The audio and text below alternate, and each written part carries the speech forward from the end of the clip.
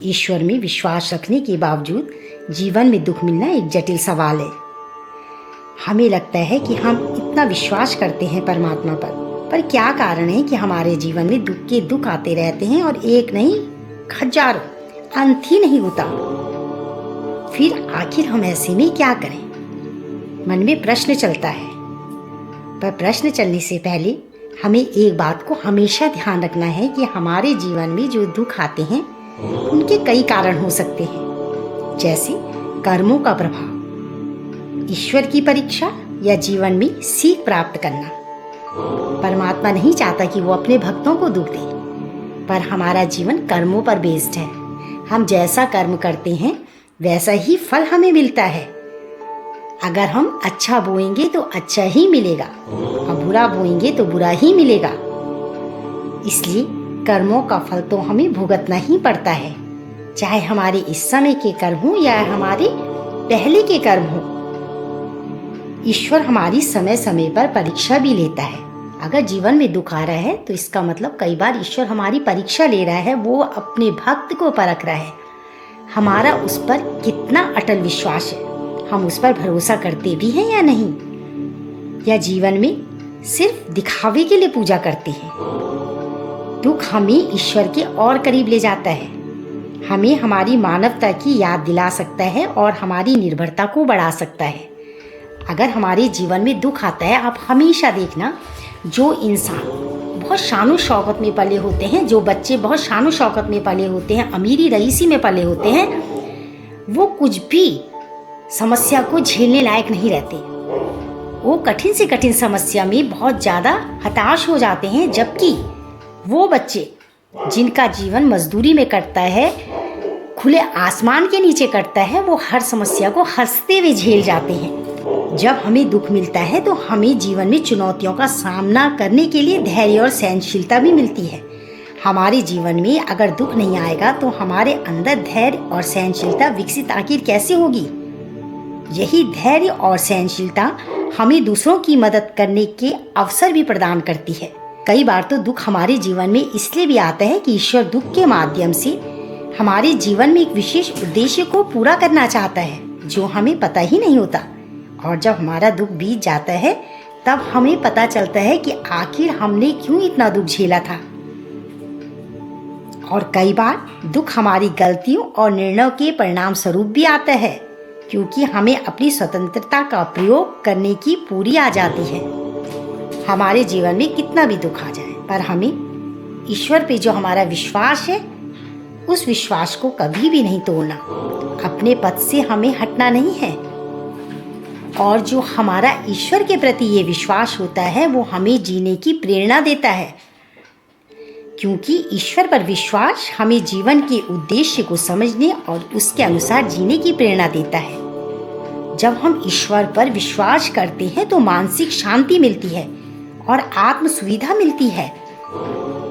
ईश्वर पर विश्वास करने से हम अपने लक्ष्यों को प्राप्त आसानी से करते हैं और कठिन समय में भी आगे बढ़ने का आत्मविश्वास हमारे अंदर भरा हुआ होता है। और हमेशा हमारा एक सकारात्मक दृष्टिकोण होता है, जबकि जो लोग ईश्वर पर विश्वास नहीं करते, वो जरा सा दुख आने पर बहुत विचलित हो जाते हैं।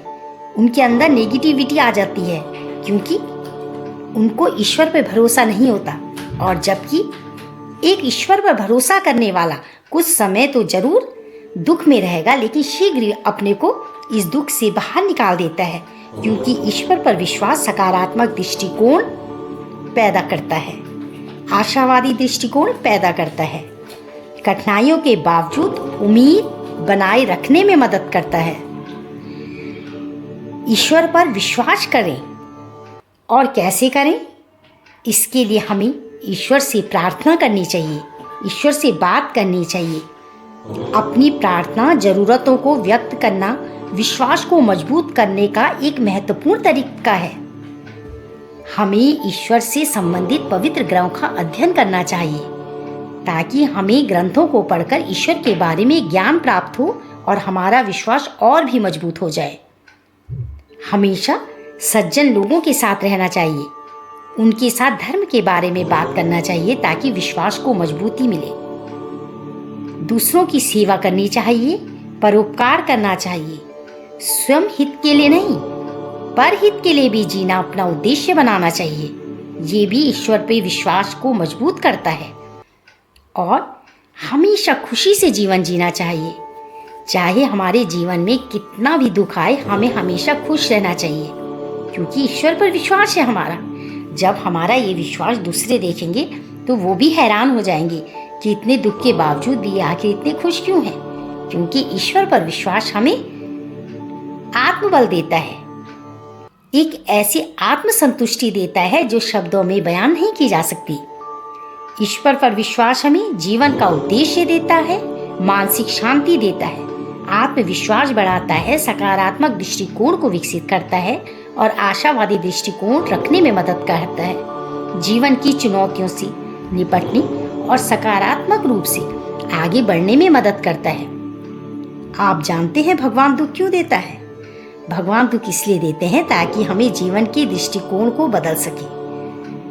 हम अपने जीवन के दृष्टिकोण को बदलकर अच्छे कार्यों के लिए प्रेरित हो सकें और ईश्वर के करीब आ सकें। दुख से गुजरते हुए हम भगवान को याद करते हैं और उनसे जुड़ते हैं। एक बार दुख ने सुख से कहा, तुम बहुत किस्मत वाले हो, हर कोई तुम्हें ही याद करता है। पर सुख ने कहा, मैं किस्मत वाला नहीं हूं, तुम किस्मत वाले हो। लोग दुख में सबको याद करते हैं, लेकिन जहां उनके अंदर सुख आता है वो अपनों से भी दूर हो जाते हैं, परमात्मा को भी भूल जाते हैं। इसीलिए मुझसे ज्यादा सुखी तुम हो। सच ही कहा है यहाँ पर, सुख सच ही कहता है। जब इंसान को सब कुछ मिलता है तो उसका परमात्मा से भी विश्वास हटने लगता है। उसे मैं हो जाता है, अहम हो जाता है। उसे लगता है मैं ही सब कुछ करने वाला हूँ। इसलिए हर वक्त ईश्वर पर भरोसा रखो।